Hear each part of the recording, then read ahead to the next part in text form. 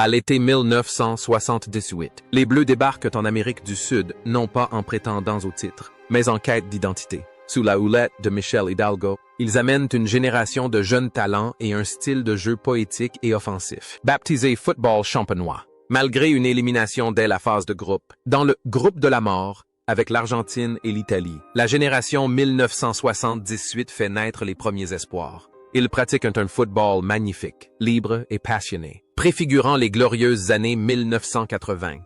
Mais lorsque les projecteurs du stade s'éteignirent, les mousquetaires de cette année-là revinrent à la réalité, ôtèrent de leurs maillots trempés de sueur et se retrouvèrent face à leur destin. Plus de 4 décennies ont passé, le temps ayant creusé les rides de l'expérience dans leur vie. Certains ont atteint les sommets du football mondial avant de connaître une chute brutale. D'autres sont devenus des hommes d'affaires prospères. Et il y a aussi des légendes qui sont restées à jamais fidèles à leur patrie. Revenons sur les hauts et les bas des 11 premiers noms de la liste de ceux qui ont réveillé le football français de son long sommeil.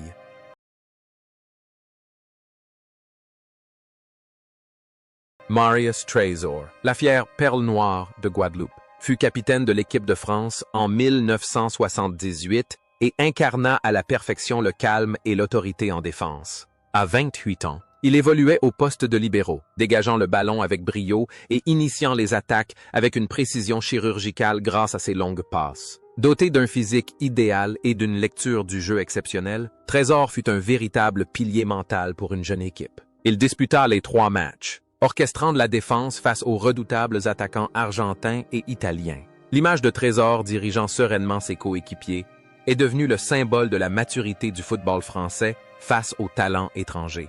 Après ce tournoi, Trésor demeura un pilier irremplaçable, contribuant à hisser la France en demi-finale de la Coupe du Monde 1982, où il inscrivit une volée mémorable contre l'Allemagne de l'Ouest. Après sa retraite, Trésor ne quitta pas le football et resta pleinement investi à Bordeaux, le club de son cœur. Il y occupa pendant des décennies les fonctions d'entraîneur de l'équipe réserve, de recruteur et d'ambassadeur du club. En dehors des terrains, Trésor était un homme jovial, passionné de musique, et il sortit même un album. Il menait une vie paisible, loin des luttes politiques au sein de la fédération, heureux de son rôle de mentor auprès des jeunes générations en Aquitaine. Le point commun entre Trésor sur le terrain et dans la vie, c'est la solidité. Sur le terrain, il est un roc qui repousse toutes les attaques. Endahor, c'est un homme loyal, fidèle à un seul maillot et à une seule patrie. Il est la preuve qu'un leader n'a pas besoin de crier, mais seulement d'être dévoué et d'avoir un cœur généreux pour être respecté. Aujourd'hui, à plus de 70 ans, Marius Trésor a pris sa retraite mais reste une légende vivante à Bordeaux. Il arbore toujours son sourire éclatant, profite de sa retraite en famille et apparaît parfois dans les tribunes pour encourager son équipe de cœur, ravivant ainsi les souvenirs des années de gloire des Bleus.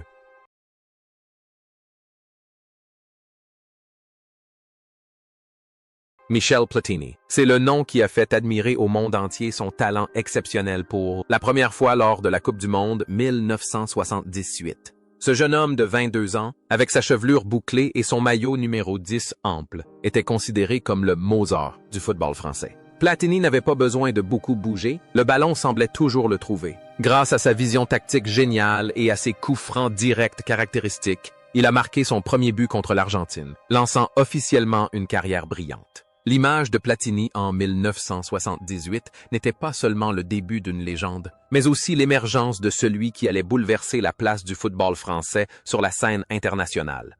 Le parcours de Platini après cela fut une épopée marquée par des moments de gloire et des tragédies. Il mena la France à la victoire à l'Euro 1984 et remporta 3 ballons d'or consécutifs avec la Juventus. Après sa retraite, Platini ne choisit pas une carrière d'entraîneur à long terme, mais se tourna vers la politique du football, gravissant les échelons jusqu'à la présidence de l'UEFA. On s'attendait même à ce qu'il prenne la tête de la FIFA, mais le scandale de corruption de 2015 fit s'écrouler tout cela. The Hero, il fut suspendu de toute activité liée au football et sa réputation ternie. Les années qui suivirent furent une longue bataille juridique pour prouver son innocence. Le contraste dans la vie de Platini était cruel. Sur le terrain, il était le roi, celui qui contrôlait le ballon à sa guise, mais sur l'échiquier politique, il devint la victime des jeux de pouvoir. Le jadis valeureux, numéro 10, dut goûter à la trahison de celui-là même qu'il avait jadis dominé. Aujourd'hui, à près de 70 ans, Michel Platini mène une vie plus discrète depuis son acquittement par un tribunal suisse en 2022. Il passe du temps en famille, loin des projecteurs. Bien que son parcours d'entraîneur soit controversé dans le cœur des supporters français, l'image du jeune homme aux cheveux bouclés de 1978 reste le plus beau symbole du football artistique. Didier Six a fait son entrée à la Coupe du Monde. 1978 comme une tornade sur l'aile. Débordant d'enthousiasme à 23 ans et doté d'un pied gauche d'une finesse exceptionnelle. Ailier classique par excellence. Il était toujours prêt à déstabiliser la défense adverse par ses dribbles virtuoses. Participant aux 3 matchs de la Coupe du Monde, Six s'est révélé un véritable poison sur son aile gauche. Il incarnait à la perfection la liberté et l'audace du jeu de l'équipe de France de l'époque. Un joueur infatigable. La vie de Didier Six après sa carrière fut à l'image de son style de jeu, une vie de grand nomade. Il fut l'un des premiers joueurs français à évoluer à l'étranger, parcourant la Belgique, l'Allemagne, l'Angleterre et la Turquie. Après avoir raccroché ses crampons, Six poursuivit son infatigable parcours d'entraîneur, non pas sur les scènes prestigieuses d'Europe, mais dans des contrées lointaines d'Afrique et d'Asie. Il dirigea le Togo, l'île Maurice, la Guinée, acceptant des conditions de travail difficiles pour assouvir sa passion. Sa vie connut des hauts et des bas financiers. Des rumeurs circulaient sur ses difficultés, mais Six trouva toujours la force de se relever et de persévérer. Le lien de Didier Six avec la vie, c'est le mouvement. Il n'appartient à aucun lieu fixe. Sur le terrain, il court sans cesse. In dehors, il est constamment en mouvement. Il incarne la liberté et trouve le bonheur dans le chemin parcouru plutôt que dans la destination. Aujourd'hui, 70 ans, Didier Six est toujours actif dans le football international, figure emblématique du football africain. Ce vétéran globe-trotteur du monde du football apporte l'expérience de la génération 1978 pour semer des graines dans de nouveaux territoires.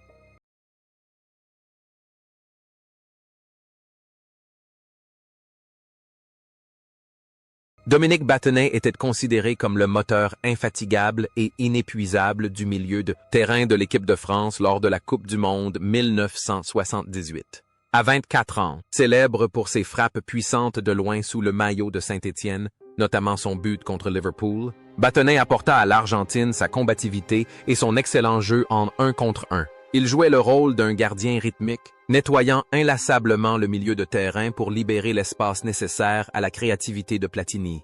La discipline et le style de jeu passionné de Battenet furent indispensables pour équilibrer l'équipe offensive du sélectionneur Hidalgo. La carrière de Battenet s'est ensuite déroulée au Paris Saint-Germain, où il est devenu capitaine et a remporté la Coupe de France. Après sa retraite de joueur, il n'a pas opté pour une longue carrière d'entraîneur, mais pour un poste de direction. Il a notamment présidé le comité de la Coupe de France, une fonction prestigieuse exigeant un sens aigu de l'organisation. Battenet est une personne discrète, rarement présente dans la presse, mais son influence est considérable dans le monde professionnel. Il a également entraîné des équipes comme les Émirats arabes unis ou les Seychelles, conservant toujours son calme. Le point commun de Battenet est sa discipline. Sur le terrain, il applique une tactique rigoureuse. In dehors, c'est un manager intègre. Il incarne l'homme du football qui fait preuve de sang-froid et de dévouement. Dominique Battenet coule désormais une retraite paisible. Il est toujours régulièrement invité aux célébrations de Saint-Étienne et du PSG, où l'on se souvient de lui comme de l'un des meilleurs milieux de terrain de sa génération.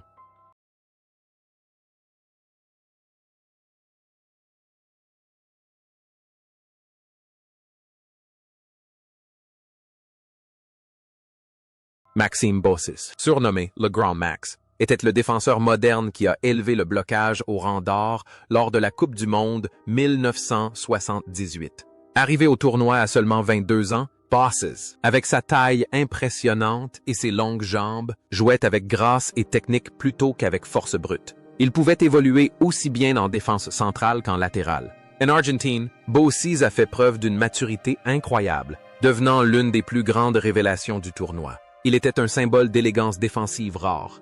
La carrière de Bossis a connu des hauts et des bas après 1978. Il a établi un record du nombre de sélections en équipe de France, mais on se souvient surtout de lui pour son penalty manqué lors de la demi-finale fatidique de la Coupe du Monde 1982. L'image de Bossis s'effondrant est devenue le symbole de la tragédie de Séville. mais Bossis s'est relevé avec force, remportant l'Euro 1984 avec la France. Après sa retraite, il est devenu un commentateur sportif de télévision prestigieux, reconnu pour son analyse pointue et sa voix chaleureuse. Il s'est également lancé dans les affaires et a organisé des stages de football.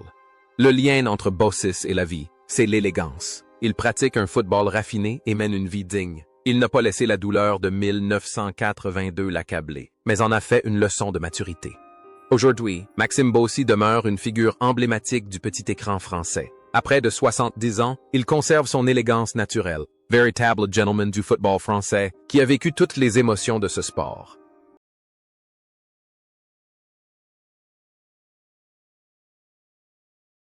Gérard Janvion, le défenseur intraitable surnommé le Cerbère, a terrorisé toutes les attaques adverses lors de la Coupe du Monde 1978.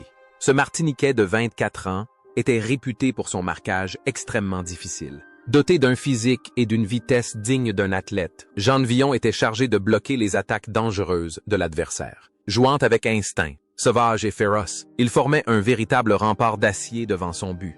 Après sa retraite, la vie de Janvion a connu de nombreux rebondissements. Il a rencontré des difficultés financières et juridiques et a traversé des périodes difficiles sur le plan personnel. Il a même vécu un temps reclus, loin du monde glamour du football. Finalement, il a retrouvé un équilibre en retournant dans son Martinique natale, où il a entraîné des équipes locales et contribué au développement du football dans les Caraïbes.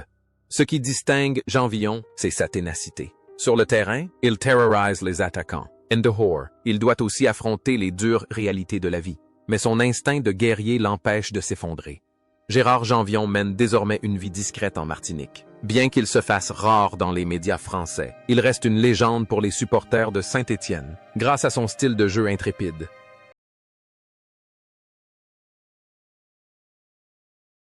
Christian Lopez, d'origine espagnole, était le partenaire discret et efficace de Janvion. Il a cependant prouvé, à la surprise générale, que les défenseurs pouvaient marquer des buts lors de la Coupe du Monde 1978. À 25 ans, Lopez jouait avec intelligence, lisait parfaitement le jeu et excellait particulièrement dans les tacles. Durant ce tournoi, il a même inscrit un but, ce qui était rare pour un défenseur à cette époque. Lopez était le genre de joueur qui remplissait toujours ses missions à la perfection et protégeait efficacement ses coéquipiers.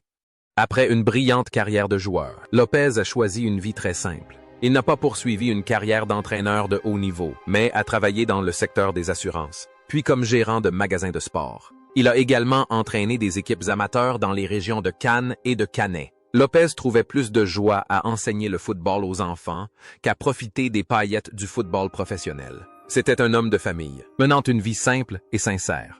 Le sens des responsabilités est le maître mot de Lopez. Sur le terrain, il est toujours prêt à intervenir. In dehors, il est responsable de sa famille et de son travail. Il prouve qu'à l'abri des projecteurs, le bonheur peut se trouver dans les choses les plus simples. Aujourd'hui, Christian Lopez coule une retraite paisible dans le sud de la France. Il est un modèle de star qui sait se retirer des projecteurs pour redevenir un mari et un père exemplaire.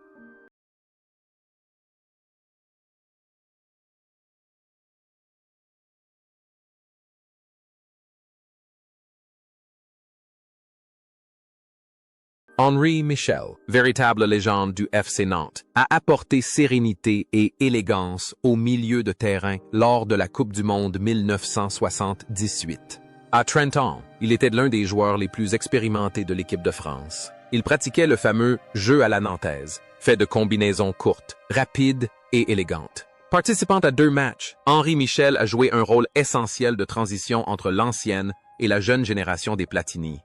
La carrière d'Henri Michel après sa retraite fut encore plus brillante. Il devint un grand entraîneur, menant la France à la médaille d'or olympique en 1984 et en demi-finale de la Coupe du Monde 1986. Il devint ensuite le « roi de l'Afrique » en qualifiant pour la Coupe du Monde des équipes comme le Cameroun, le Maroc, la Côte d'Ivoire et la Tunisie. Il était profondément respecté pour son immense savoir et sa personnalité exemplaire. Il consacra sa vie au football, parcourant le monde pour diffuser la philosophie d'un beau football.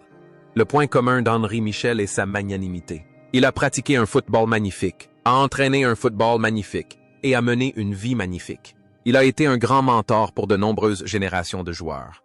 Le parcours de l'artiste a cependant dû s'interrompre. Le 24 avril 2018, Henri Michel s'est éteint à l'âge de 70 ans après une longue lutte contre le cancer. Sa disparition a plongé le football français et africain dans un profond chagrin. Son héritage ne se limite pas à ses titres, mais comprend également sa courtoisie et son sourire bienveillant, qui resteront à jamais gravés dans les mémoires. Dominique Rocheteau, surnommé l'Ange Vert, aborde la Coupe du Monde 1978 en tant que sexe-symbole du football français des années 1970. Mais il prouva rapidement que son physique de jeune premier n'était qu'une infime partie de son talent. À 23 ans, avec ses longs cheveux et son beau visage, Rocheteau était l'idole de toutes les jeunes filles. Sur le terrain, grâce à sa capacité à dribbler des deux côtés, il marquait des buts et créait des occasions. Bien que Rocheteau détestât le surnom de « Ange », en raison de son amour pour le rock et ses convictions politiques de gauche, il ne pouvait qu'être adulé par les supporters. Après sa retraite, Rocheteau n'a pas choisi la voie du spectacle ni celle du cinéma, contrairement à ce que beaucoup prédisaient. Il est devenu manager sportif, occupant pendant de nombreuses années le poste de directeur sportif de Saint-Étienne. Il a également écrit des livres, j'ai participé à des actions sociales et cultivé une image irréprochable. Rocheteau est resté fidèle à ses idéaux. Un homme d'une grande profondeur, un amoureux de la culture et des arts, loin des paillettes et des artifices du divertissement. La relation de Rocheteau avec la vie était faite de contrastes. Sur le terrain, il était un ange qui planait dans les airs, and the whore, un homme réfléchi et profond. Il a toujours cherché à se démarquer des joueurs flamboyants et à être reconnu pour son intelligence et son talent. Aujourd'hui, Rocheteau est retraité et mène une vie paisible, se consacrant à l'écriture et à sa famille. Il demeure le premier amour de millions de supporters français, un symbole de romantisme intemporel.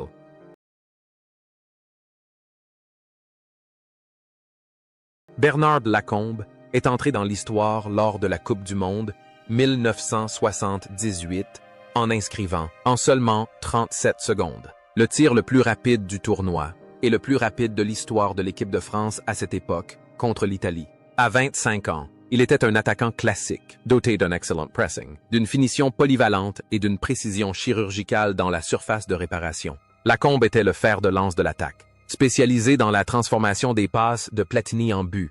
Après avoir raccroché ses crampons, Lacombe est devenu le bras droit du président Jean-Michel Aulas et la figure la plus influente de l'Olympique lyonnais. Il a été l'artisan de la domination lyonnaise sur le club, avec 7 titres consécutifs de champion de Ligue 1. Doté d'un flair exceptionnel pour les jeunes talents, il a recruté de nombreuses stars brésiliennes comme Juninho. Passionné de football, Lacombe est un manager avisé, parfois controversé, mais toujours extrêmement efficace. Le point commun avec Lacombe, c'est l'efficacité. Sur le terrain, il marque des buts à la chaîne. Sur le banc, il prend des décisions décisives. Il incarne la réussite durable.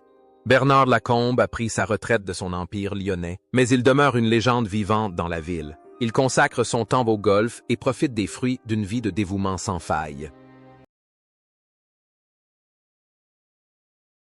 Le gardien nantais, Jean-Paul Bertrand de Mainz, véritable géant du terrain, a vécu le moment le plus tragique de la Coupe du Monde, 1978, lorsque ses espoirs se sont brisés dans une agonie insoutenable. À 26 ans, il avait disputé les 2 premiers matchs, mais face à l'Argentine. Après une parade réflexe sur une frappe lointaine, il a percuté le poteau et s'est gravement blessé à la colonne vertébrale. L'image de Louis, allongé sur une civière, contraint de quitter le terrain pour laisser sa place à Dropsy, est devenu l'un des moments les plus douloureux de la France durant ce tournoi.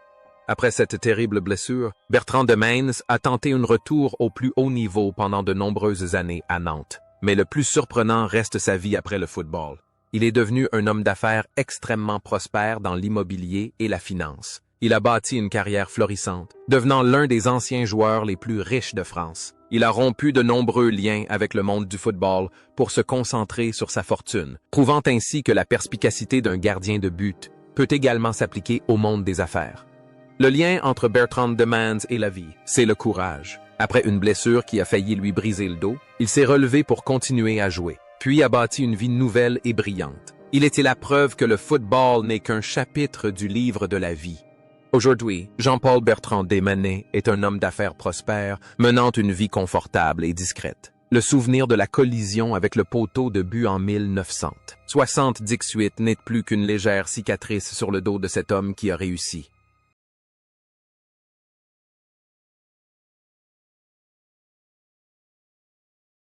Mark Berdahl. L'attaquant prolifique d'Angers SCO est entré dans la mémoire des supporters français en 1978 avec le but le plus insolite et le plus cocasse de l'histoire de la Coupe du Monde. Un but marqué avec un maillot emprunté. Lors du match contre la Hongrie, suite à une erreur de distribution des tenues, l'équipe de France a dû porter les maillots rayés bleu et blanc d'une équipe locale nommée Kimberley. C'est avec ce maillot improbable que Mark Berdahl, alors âgé de 25 ans, a inscrit le but du 2-0, qui restera comme le moment le plus marquant de sa jeune carrière internationale. Berdahl n'était pas un attaquant flamboyant, mais un véritable chasseur de buts, pratiquant un football direct et puissant, et sachant toujours se placer idéalement pour conclure dans la surface de réparation. La carrière de Berdahl était indissociable du titre de « Roi d'Angers », Grand Attaquant du club. Il était un véritable héros local. Après la Coupe du Monde, il partit à l'aventure en Allemagne pour jouer à Sarrebruck, puis à Marseille, mais son cœur resta toujours à Angers. Contrairement à ses coéquipiers qui recherchaient la gloire dans les grandes capitales du football, Berdahl choisit une voie plus discrète. Il jouait pour le plaisir de marquer des buts, sans se soucier des honneurs ni de l'argent. Après sa retraite, il se retira complètement du monde du football professionnel, refusant les postes d'entraîneur ou de commentateur pour vivre une vie ordinaire. La philosophie de vie de Berdahl, c'est la simplicité. Sur le terrain, il marque des buts d'une facilité déconcertante. In the Horror, il choisit le bonheur dans l'anonymat. Il est la preuve qu'il suffit parfois d'un éclair de génie, même sous un maillot emprunté, pour qu'une personne ordinaire entre dans la légende. Aujourd'hui, septuagénaire, Mark Berdahl coule une retraite paisible dans sa ville natale. Il apparaît rarement dans la presse, se consacrant à son jardin et à ses enfants et petits-enfants. Pour les Angesiens, il demeure une légende vivante, un modèle de loyauté et d'humilité.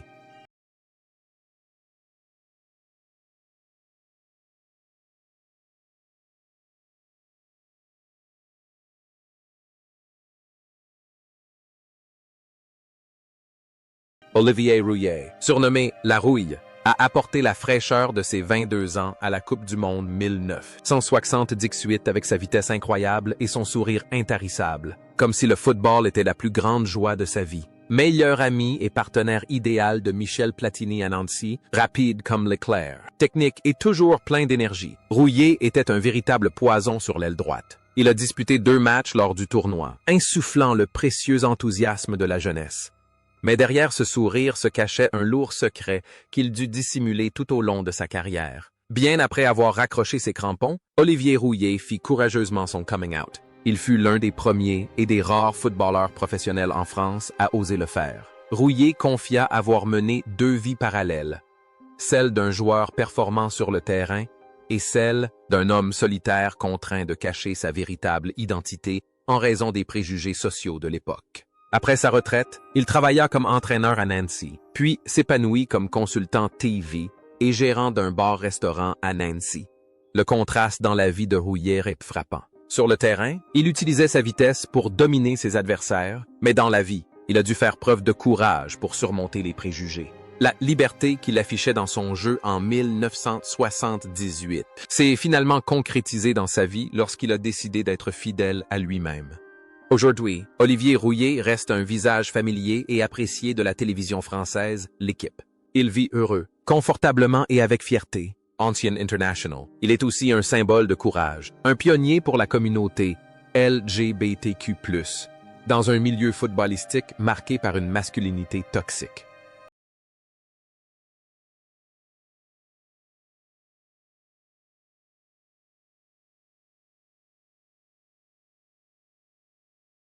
Patrick Battiston, le Benjamin de l'équipe de France à 21 ans, fit des débuts splendides en Coupe du Monde, amorçant une carrière qui allait être marquée par la tragédie et la gloire. Bien qu'il n'ait disputé qu'un seul match, ce fut la preuve d'un immense talent. Battiston avait une allure studieuse, un style de jeu intelligent et une excellente capacité à participer aux attaques. Il incarnait le défenseur moderne, privilégiant l'intelligence à la force brute. 1978 n'était qu'un début en douceur avant une aventure mouvementée. Le destin de Battiston bascula à jamais lors d'une nuit sévillane de 1982. En demi-finale de la Coupe du Monde contre l'Allemagne de l'Ouest, il fut violemment percuté par le gardien Harald Schumacher. Le choc fut si brutal que Battiston perdit connaissance, se cassa 3 dents et se fractura la colonne vertébrale. Le monde entier retint son souffle, le croyant mort sur le terrain. My Battiston ressuscita miraculeusement, sans rancune ni esprit de vengeance. Il revint discrètement, remporta l'Euro 1984 avec la France et continua à briller avec Bordeaux. Il pardonna à Schumacher, faisant preuve d'une grande élégance. Le rapport de Battiston à la vie est marqué par le pardon et la renaissance. L'accident de 1982 lui a certes coûté la vie, mais il est devenu un témoignage de sa résilience. Il n'a pas laissé la tragédie le définir comme une victime, mais plutôt comme un champion du pardon. Aujourd'hui, Patrick Battiston est directeur du Centre de formation des jeunes de Bordeaux. Il œuvre discrètement, formant de jeunes talents et leur apprenant non seulement à jouer au football, mais aussi à devenir des êtres humains. À près de 70 ans, il conserve une sérénité et un calme imperturbable, témoin de l'histoire. Véritable héros, il a vaincu la mort pour vivre une vie pleine de sens.